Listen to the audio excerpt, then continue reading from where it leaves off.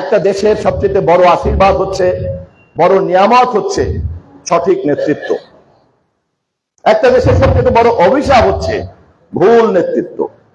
অন্য কাউকে দোষ দিয়ে লাভ নাই, অন্য কাউকে দোষ দিয়ে লাভ নাই। ইউনূস সাহেব, ওসি সাহেব, অমুক তমুক, এই সেই, এই সমস্ত বাগওয়াস।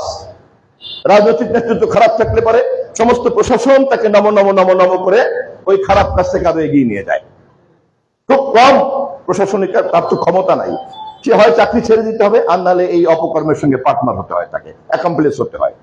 এটা তার দোষ না, আমি এই জন্য তাকে দোষ দিচ্ছি না।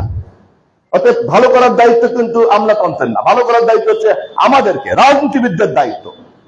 সেই জন্যই আমাদের নেতা ক্ষমতায় যাওয়ার আগেই আমরা রাষ্ট্র মেরামতের কর্মসূচি দিয়েছি, সংস্কারের কর্মসূচি দিয়েছি।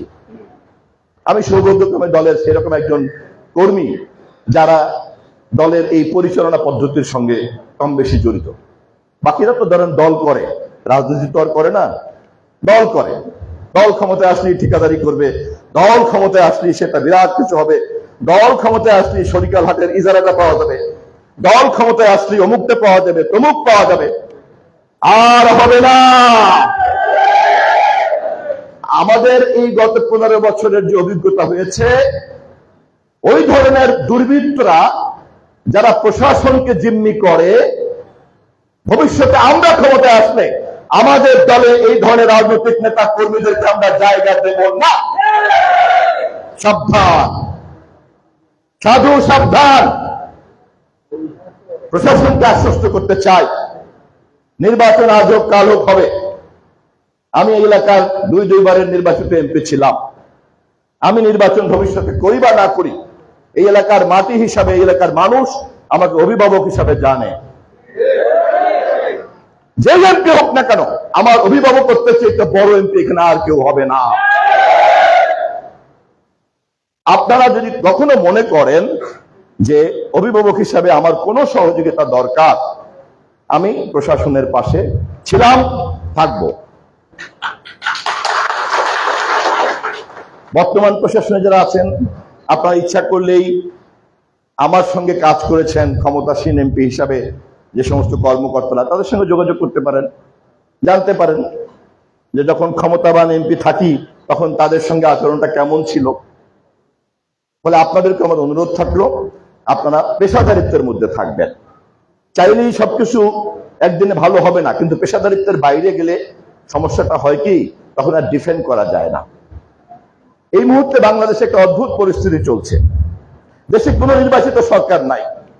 এবারে তত্ত্বাবধায়ক সরকারের প্রধানের সঙ্গে বৈঠকে আমরা তাকে এটা বারবার বলেছি যে প্রশাসনের কাছ থেকে কাজ আদায় করে যে নিবে, জবাবদিহিতাটা যে তার কাছ থেকে নিবে, এটা তো নাই।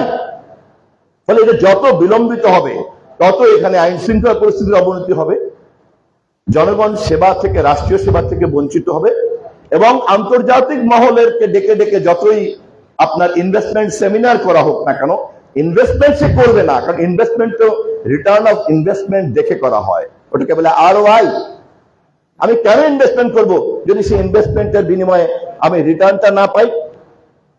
আর যে কোনো ইনভেস্টার যদি একটা দেশের দীর্ঘমেয়াদী সরকার না থাকে, তাহলে ইনভেস্টমেন্ট হবে না। তা আমি আর কথা বাড়াতে চাই না। আমি অনেক অন্যান্য নানান রকম প্রসঙ্গে ডালপালা ছড়িয়ে ফেললাম, ইচ্ছা করি করলাম একটু এই কারণে, যেহেতু আপনারা সবাই প্রশাসনের লোক, মূল কথাগুলি আমি আপনাদের উদ্দেশ্যেই বলতে চেষ্টা করেছি। কারণ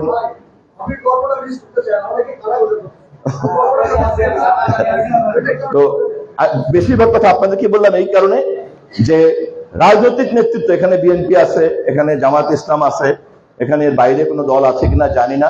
আওয়ামী লীগ তো ডাকলেও পাওয়া যাবে না খুঁজে, যদি থাকে তাহলে সকলকে আমি বলবো, আমলাতন্ত্র হচ্ছে কিন্তু স্থায়ী সরকার, রাজনৈতিক সরকার কিন্তু অস্থায়ী।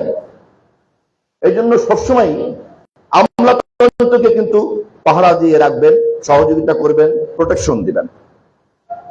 আমলাতন্ত্র না, এই যে নির্বাচনটা ভালো হয় নাই, কেন ভালো হয় নাই? কারণ দেশে একটা পেশাদারি আমলাতন্ত্র প্রথমেই ধ্বংস করে দিয়েছে, পেশাদারি আমলাতন্ত্র। তাকে দিয়ে যা খুশি তাই স্বাক্ষর করিয়েছে, সেটা নির্বাচনের ফলাফলই হোক আর র্যাবের খুনের সিদ্ধান্তই হোক। কিন্তু যদি পেশাদারি আমলাতন্ত্র থাকতো, তাহলে কিন্তু আমলাতন্ত্র সরকারের এই কথা শুনতো না। সংবিধানে নাই, আইনে নাই, কারণ সে তো প্রজাতন্ত্রের কর্মচারী, সে তো বিএনপির কর্মচারী না, সে তো আওয়ামী লীগের কর্মচারী না, কর্মকর্তা না, সে তো প্রজাতন্ত্রের। এই কথাটা বলার জন্য প্রশাসনের একটা গার্ডস লাগবে, আবার এট দ্য সেম টাইম এই কথা বলার পরে যাতে রাজনৈতিক আক্রোশে না পড়ে তার জন্য আবার একটা স্বতন্ত্র শক্তিশালী বিচার ব্যবস্থা লাগবে। মন্ত্রী সাহেব খেপে গিয়ে ইউনূস সাহেবের বিরুদ্ধে বা ডিসি সাহেবের বিরুদ্ধে বললো, তখন যদি সে আবার বিচার ব্যবস্থার কাছে যাওয়ার পরে বিচার ব্যবস্থা যদি মন্ত্রীকে ধমক না দেয়, তাহলে তো স্বাভাবিকভাবেই আমলাতন্ত্র এই সুযোগটা পাবে না। যাই হোক, আমি আমার কথা শেষ করছি। এই দীর্ঘ বিচিত্র অভিজ্ঞতার মধ্য দিয়ে আমি সর্বশেষ গৌরনদীর উপস্থিত সুধী সমাজ, প্রত্যেকটা পেশার লোক এখানে আছেন, বিশেষ করে প্রশাসনিক কর্মকর্তারা আছেন, আগামী জাতীয় নির্বাচন পর্যন্ত আমাদের জন্য একটা পর্ব, নির্বাচনের পরে আর একটা পর্ব। নির্বাচন পর্যন্ত এই পর্বটা পরিচালনা করার ক্ষেত্রে আমি আপনাদেরকে অনুরোধ করব যে অলিখিতভাবে রাজনৈতিক নেতৃত্বের সঙ্গে নিয়মিত মত বিনিময় করবেন। এটা আমার একটা পরামর্শ। কেন করবেন? ডক্টর ইউনূস সাহেব যে কারণে করেন সেই কারণেই তো আপনি করবেন। ডক্টর ইউনূসকে বারবার বৈঠক করে করে কেন প্রমাণ করতে হয় না আমাকে বিএনপি সমর্থন করে, আমাকে জামাত সমর্থন করে, আমাকে এনসিপি সমর্থন করে? বিকজ পলিটিক্যাল পাওয়ারের সোর্স অফ পাওয়ারটা কি? হয় ম্যান্ডেট, আদারওয়াইজ সামরিক অভ্যুত্থানে আর্মি, আদারওয়াইজ রাজনৈতিক দলগুলির সমর্থন। এই মুহূর্তে দেশে ম্যান্ডেট নাই, আর্মি ক্ষমতা নেয় নাই, তাহলে প্রশাসনের ক্ষমতা কি? প্রশাসনের ক্ষমতা হলো রাজনৈতিক দলগুলির কাছ থেকে সমর্থন আদায় করা। আশা করি বর্তমানে ইউনূস সাহেব এই কাজটা ভালোভাবে করেছেন, ভবিষ্যতে যদি এইভাবে ভালোভাবে করেন তাহলে এই প্রশাসনের নেতৃত্বেই এখানকার রাজনৈতিক নেতৃত্ব একটা অবাধ নির্বাচন আমরা আদায় করব, যা এই অন্তর্বর্তীকালীন সরকার আগামী জুনের মধ্যে অবশ্যই করতে চাচ্ছেন। জামাত ফেব্রুয়ারির মধ্যে করতে চাচ্ছে, বিএনপি ডিসেম্বরের মধ্যে আমরা দাবি করেছি। এই আলাপগুলি আমরা নিষ্পত্তি করতে পারবো, কিন্তু নির্বাচন যারা করতে চায় না তারা কিন্তু এখন খাতার থেকে বাদ। সামরিক বাহিনীর প্রধান নির্বাচনের পক্ষে কথা বলেছে, ডক্টর ইউনূস বলেছে জুনের পরে যাবে না, জামাত বলেছে রোজার আগে নির্বাচন চাই, বিএনপি বলেছে ডিসেম্বরের মধ্যে তফসিল ঘোষণা করা হোক। আর কে থাকে? কারা নির্বাচন চায় না? কারা রাষ্ট্রের মালিক জনগণকে রাষ্ট্রের মালিকানা থেকে বঞ্চিত রাখতে চায়? কারা জনগণকে ঘুম পড়িয়ে রাখতে চায়? তাদের ব্যাপারে আমাদের সজাগ থাকতে হবে। আশা করি প্রশাসন রাজনৈতিক দলকে সাথে নিয়ে নির্বাচন পর্যন্ত এই কাজকে আপনারা এগিয়ে যাবেন। আমি আমার বক্তব্যটা দীর্ঘ করে ফেললাম, আমি আর বক্তব্য বাড়াতে চাই না।